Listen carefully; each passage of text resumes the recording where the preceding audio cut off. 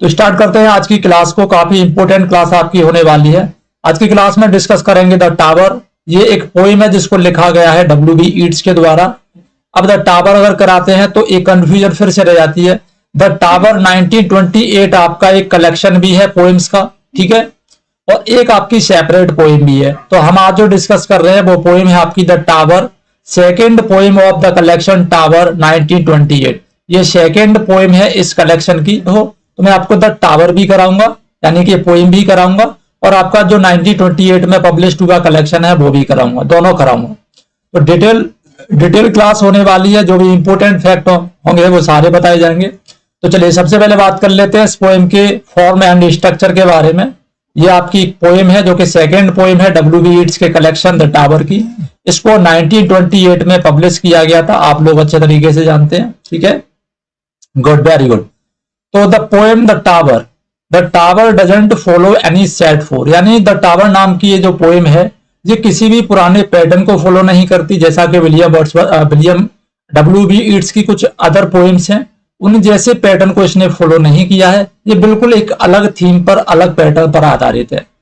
So the lines and stanzas are written in various length.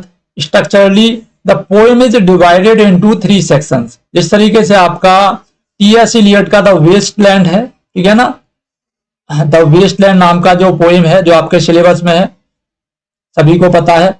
तो the Westland आपका 5 section में है। T.S. Elliot ने उसे 5 सेक्शन में लिखा है, लेकिन W.B. ईट्स ने अपनी इस पोएम को 3 सेक्शन में डिवाइड किया है। जिसमें पहला सेक्शन क्या है वो समझ लीजिए। The first section comprise 17 lines. पहले सेक्शन में केवल 17 लाइन है, मतलब ये सबसे छोटा सेक्शन है।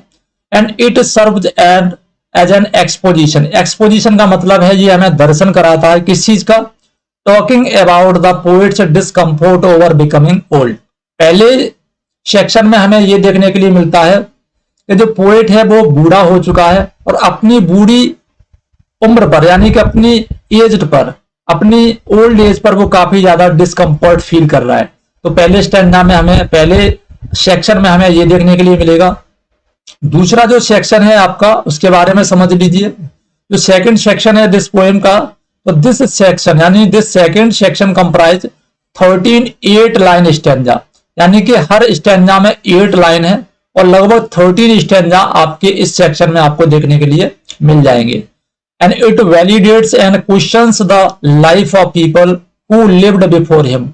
इस सेक्शन में पोएट क्या करता है, अपने से पहले जितने भी लोग उसके सामने रहे हैं, जो ओल्ड हो चुके हैं और मर चुके हैं, उन सभी से क्वेश्चन पूछता है। ये पूछता है कि क्या तुम लोग भी वही चीज फील करते हो जैसा कि मैं अपनी इस ओल्ड एज में फील कर रहा हूं, जिस तरीके की फीलिंग्स मेरे अंदर आ रही हैं इस वृद्धावस्था में, क्या आप लोगों के अंदर भी आती थी जब आप लोग बूढ़े थे, है ना। तो ये जो क्वेश्चन है ये आपकी उन पोएम्स के तरीके से है जो पोएम आपकी प्रेयर ऑफ माई डॉटर है। इसमें भी W.B. ईट्स क्वेश्चन करते हुए नजर आते हैं। बाइजेंटियम नाम की पोएम है, इसमें भी W.B. ईट्स क्वेश्चन करते हुए नजर आते हैं, ठीक है ना। लेकिन यहां पर स्पेशल फैक्ट ये है कि इस सेकंड स्टैंजा का, सेकंड सेक्शन की जो राइमिंग स्कीम है वो है आपकी AA, BB, CD और DC। आप इसको याद रखिएगा, ये क्वेश्चन में आएगी, डेफिनेटली आएगी और ये पूछी जाएगी। इसके बाद में बात कर लेते हैं हम नेक्स्ट। अब हमारा थर्ड सेक्शन के बारे में चर्चा होता है। तो third section which comprises 4 stanzas. इसमें 4 स्टैंजाज है, वेरियस लेंथ के हैं, अलग अलग लेंथ है स्टैंजाज की। And these stanzas express the poet's passive approach and acceptance to old age and death. इस पूरे थर्ड सेक्शन में हमें ये देखने के लिए मिलता है कि पोएट जो अपनी ओल्ड एज से काफी ज्यादा डिस्कम्फर्ट फील कर रहा था, वो एंड में आके, इस लास्ट सेक्शन में आकर अपनी ओल्ड एज को एक्सेप्ट करता है, डेथ को एक्सेप्ट करता है, मतलब कंप्रोमाइज हो जाती है, ठीक है ना। तो ये हमारा पोएम का कुछ इंट्रोडक्शन था। तो अब तो किसी को किसी तरीके की समस्या नहीं हो रही है। हाँ, अब बिल्कुल क्लियर चल रहा है, मैं देख पा रहा हूं, किसी तरीके की कोई समस्या अब नहीं हो रही है। चलेगा, ओके, आशा मिश्रा, गणेश, आसिफ, ठीक है ना। अब तो क्लियर चल रहा है, अब तो किसी तरीके की कोई समस्या नहीं है। कभी कभी हो जाता है, टेक्निकली प्रॉब्लम आ जाती है, तो वो मेरे हाथ में नहीं है, क्योंकि आज की जो लाइफ है इतनी ज्यादा टेक्नोलॉजी पर बेस्ड है कि कब तार कट जाएंगे पता नहीं पड़ता, है ना। सब ठीक है, वेरी गुड। तो यहां तक हमने क्लियर किया। तो मैं जो आप लोगों को पिछली वाली क्लास में बताया था वो मैंने आपको बताया था कि कंपटीशन बहुत ज्यादा है और 203 कैंडिडेट हमारे पास हो चुके हैं। अभी 5-10 मिनट पहले मैंने क्लास ली थी, तब हमारे पास केवल 200 कैंडिडेट थे। हमारे पास 3 नए कैंडिडेट और जुड़ चुके हैं। तो सभी न्यू कैंडिडेट्स का स्वागत है आरआर एकेडमी फिरोजाबाद में, और उम्मीद करते हैं जिस सपने के साथ में इस कोर्स को शुरू किया है वो सपना हमारा पूरा हो और आप लोगों का पूरा हो। इसके लिए आप लोगों को कोऑपरेटिव रहना है। जितनी भी क्लासें होती हैं उनको आप लोगों को बखूबी देखना है और अच्छे तरीके से तैयारी करनी है, ठीक है ना। क्योंकि 211 वैकेंसीज में 203 कैंडिडेट तो हमारे पास में ही है, तो कंपटीशन आप लोगों के बीच में ही हो जा रही है। बाकी के सपोज करिए 90% कैंडिडेट किसी दूसरे इंस्टीट्यूट पे या सेल्फ स्टडी कर रहे होंगे, तो उनके बीच में भी कंपटीशन है। तो कंपटीशन बहुत ज्यादा है और जगह बहुत कम है, तो बेहतर स्टडी की आपको तैयारी करनी है, याद रखिएगा, ठीक है। चलेगा, तो आगे बढ़ते हैं हम नेक्स्ट। तो अब हम बात कर रहे हैं इसकी थीम के बारे में कि इस पोएम की थीम क्या है, ये हमें क्या चीज नरेट करती है।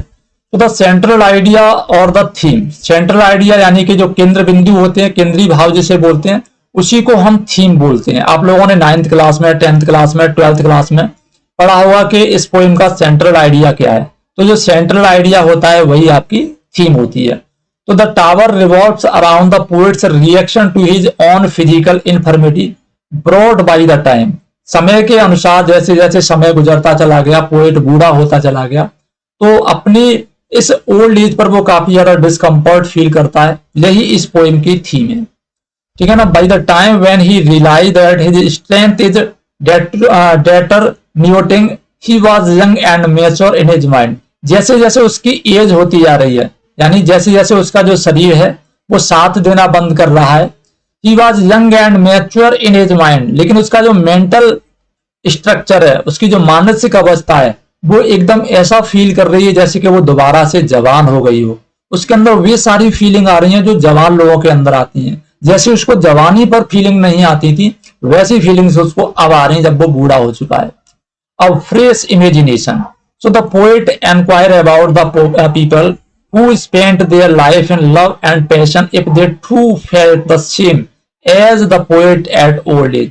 इस पोएम में पोएट सभी लोगों से, उन सभी लोगों से जिनको या तो उसने अपनी इमेजिनेशन में क्रिएट किया था पहले, या वो उनके साथ में कभी रहा करते थे, या उनसे पोएट फैमिलियर है, उन सभी कैंडिडेट से जो मर चुके हैं अपनी ओल्ड एज में आकर, उन सभी से क्वेश्चन पूछता है कि क्या आप लोग भी जब अपनी ओल्ड एज पर थे तो इसी तरीके की फीलिंग्स रखते थे जैसे कि मेरे अंदर ये उमड़ रही हैं, एकदम फ्रेश इमेजिनेशन आ रही है, क्या आप लोग भी ऐसा ही महसूस करते थे।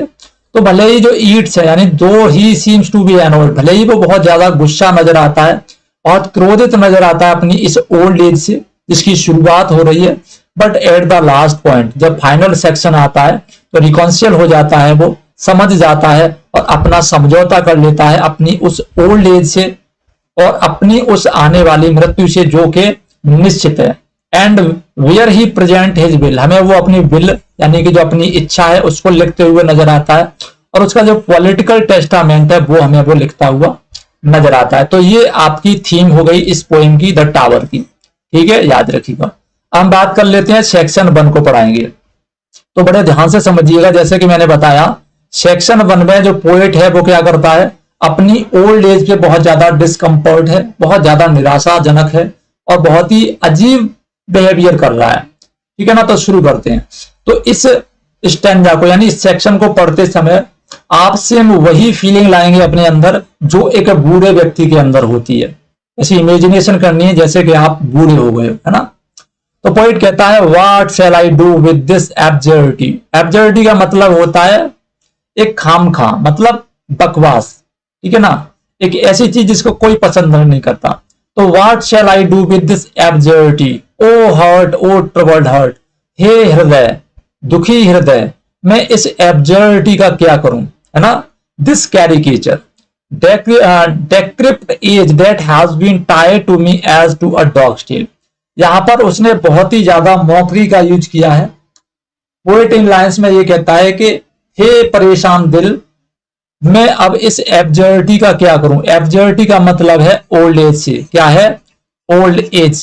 वो इस ओल्ड एज को एब्सर्डिटी बताता है, एक मॉकरी बताता है, वो कहता है अब मैं इस ओल्ड एज का क्या करूं, and it seems to me as a caricature, ये तो एक मजाक के तरीके से मुझे नजर आता है। क्या है ये कैरिकेचर है जो कि लोगों के मौकरी का कारण बनती है, ठीक है ना। ये ढीला ढाला शरीर है मेरा, चलने फिरने में मैं असमर्थ हूं, तो लोग इस पर मजाक करते हैं, इस पर हंसी उड़ाते हैं। डेक्रिप्ट एज मतलब डिसीज्ड एज, ऐसी एज जो बहुत जल्दी मृत्यु को प्राप्त होने वाली है। That has been tied to me as to a dog tail, और ये मेरे साथ इसी तरीके से मौकरी का सबक बन रही है, यानी कि मजाक का सबक बन रही है। इसके कारण लोग मुझ पे ऐसे मजाक उड़ाते हैं, ऐसे हंसते हैं जैसे कि as to a dog tail, यानी कि ये जो वृद्ध अवस्था है ये मेरी बॉडी पर इस तरीके से चिपक गई है जैसे कि किसी कुत्ते की पूंछ से कुछ इंस्ट्रूमेंट बांध दिया जाए।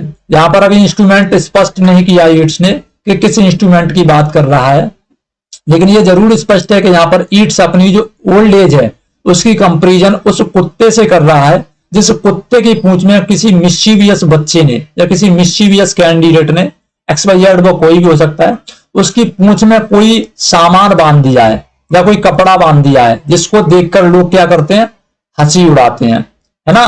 तो यहां पर यही बात बता रहा है वो ईट्स, मतलब अपनी ओल्ड एज पर वो बहुत ज्यादा गुस्सा है कि उसकी ये ओल्ड एज आई ही क्यों। क्लियर है, चलेगा आगे बढ़ते हैं नेक्स्ट लाइन में। अब आगे कहता है वो इस ओल्ड एज को डिस्क्राइब करने के बाद में, जब उसने बता दिया कि मेरी जो ओल्ड एज है वो एक ऐसे कुत्ते के तरीके से जिसकी पूंछ पर कोई कपड़ा लपेट दिया जाता है, तो never had I more excited, इतना ज्यादा एक्साइटेड में कभी नहीं था, इतना ज्यादा पैशनेट में कभी नहीं था, इतना ज्यादा फंटास्टिकल भी में कभी नहीं था। ये सारी जो फीलिंग्स हैं, ये सभी जो कैरेक्टरिस्टिक हैं जो मेरे अंदर उमड़ रही हैं, और इतना ज्यादा मेरे अंदर इमेजिनेशन नहीं थी, ठीक है ना, ये सब कुछ मेरे अंदर पहले कभी नहीं था। Nor an ear and eye that more expected the impossible, और ना मुझे ऐसी आंखें और ना मेरे ऐसे कान थे जो इतना सब कुछ सुनते हैं, इतना सब कुछ समझते हैं। That more expected the impossible, जो इम्पॉसिबल चीजों को भी एक्सपेक्ट कर लेते हैं। मतलब यहां पर पोइट ये कहना चाहता है कि जैसे जैसे उसकी वृद्धावस्था बढ़ रही है, जैसे जैसे वो बूढ़ा होता जा रहा है, उसके अंदर एक्साइटमेंट आ रही है, पैशनेट इच्छाएं उसके अंदर क्रिएट हो रही हैं, उसकी इमेजिनेशन में जो फैंटेसी है वो क्रिएट होने लगी है, उसकी आंखें अलग अलग तरीके की इमेजिनेशन इमेज कर रही हैं, उसके कान अलग अलग तरीके की ध्वनियों को महसूस कर रहे हैं। मतलब एक बहुत बड़ा बदलाव उसके अंदर आ रहा है। That more expect the impossible, जो हर एक उस इम्पॉसिबल चीज को भी एक्सपेक्ट कर रहा है जो मैं कभी नहीं किया करता था। कब नहीं किया करता था वो यहां पर पॉइंट बता रहा है। वो कह रहा है नो नॉट इन बॉयहुड, न तो मेरे बचपन में ये चीजें आती थी मेरे दिमाग में।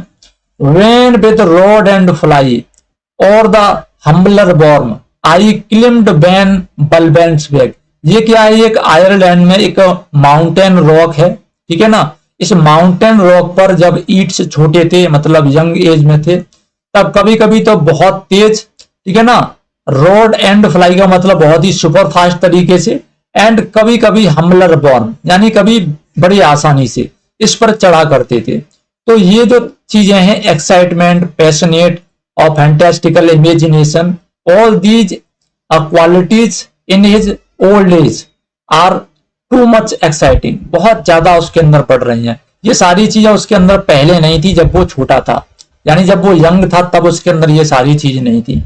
आगे वो और डिस्क्राइब कर रहा है, आगे वो ये कहता है कि ये सारी चीजें मेरे उस बचपन में तो थी ही नहीं, जब मैं इस चट्टान पे चढ़ा करता था बहुत ही सुपर फास्ट, कभी आराम आराम से। अच्छा, ये इस चट्टान पे चढ़ा क्यों करते थे, क्योंकि ईट्स का जो जन्म है वो यहीं इसी बलबेन रॉक के आसपास ये ईट्स रहा करते थे, तो एक तरीके से उनके लिए ये फैमिलियर थी, तो यहां पर भी बड़ी आसानी से चले जाते थे।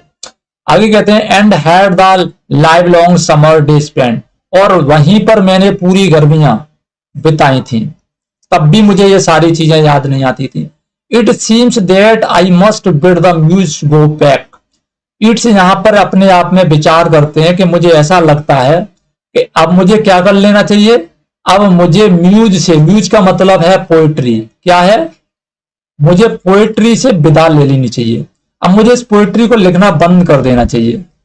चूज प्लेटो एंड प्लॉन्टियस, अब मुझे प्लेटो को पढ़ना चाहिए और प्लॉन्टियस को पढ़ना चाहिए, ठीक है ना, ध्यान रखिएगा। यहाँ पर वो अपनी पोएट्री को विदा करने की बात कर रहा है, और कह रहा है मुझे प्लेटो को पढ़ना चाहिए और प्लेंटियस को पढ़ना चाहिए, और तब तक पढ़ना चाहिए अंटिल इमेजिनेशन, जब तक मेरी जो कल्पनाएं हैं जो मैं अब इस ओल्ड एज में उनको महसूस कर रहा हूं, एंड ईयर एंड आईज, और ये आंखें और ये कान जो सुनना चाहते हैं, जो देखना चाहते हैं, can be content with argument, उन सभी फिलोसॉफिकल आइडियाज से, उन सभी डिबेट से जो प्लेटो और ये दोनों फिलोसफर हैं उनके जो आइडियाज हैं, उनके जो विचार हैं, तब तक मुझको ये सेटिस्फाई नहीं करता, तब तक मुझे इनकी बातों को पढ़ना पड़ेगा और मुझे पोएट्री से विदा लेनी पड़ेगी।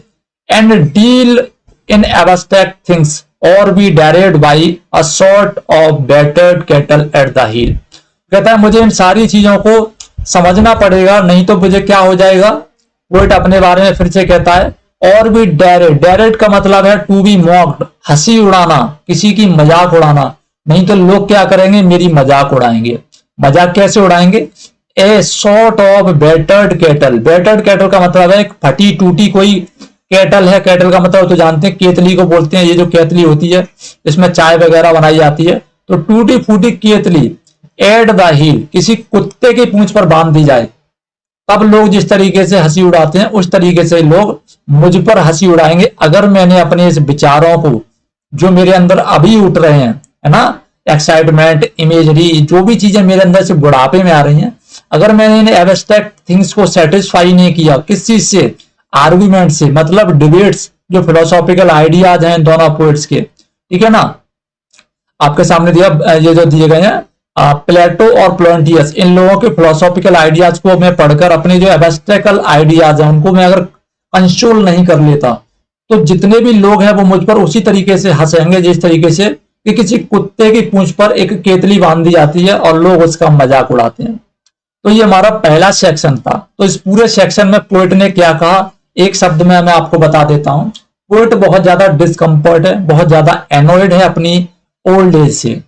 तो वो चाहता है कि उस ओल्ड एज में जो भी उसके अंदर फीलिंग्स उठ रही हैं, जो भी इमेजिनेशन उसके माइंड में क्रिएट हो रही हैं, वे सभी इमेजिनेशन जो उसके यंग एज पर, उसके बॉयहुड पर उसके माइंड में नहीं आती थी, अब उन इमेजिनेशंस को वो केवल एक तरीके से सेटिस्फाई करता है कि वो उन एंशिएंट फिलोसफर को पढ़े और अपनी पोइट्री को एक साइड में रख दे, नहीं तो लोग उसकी हंसी उड़ाएंगे कि बुढ़ापे में कैसे कैसे ख्वाब देख रहा है ये बुढ़ा, है ना।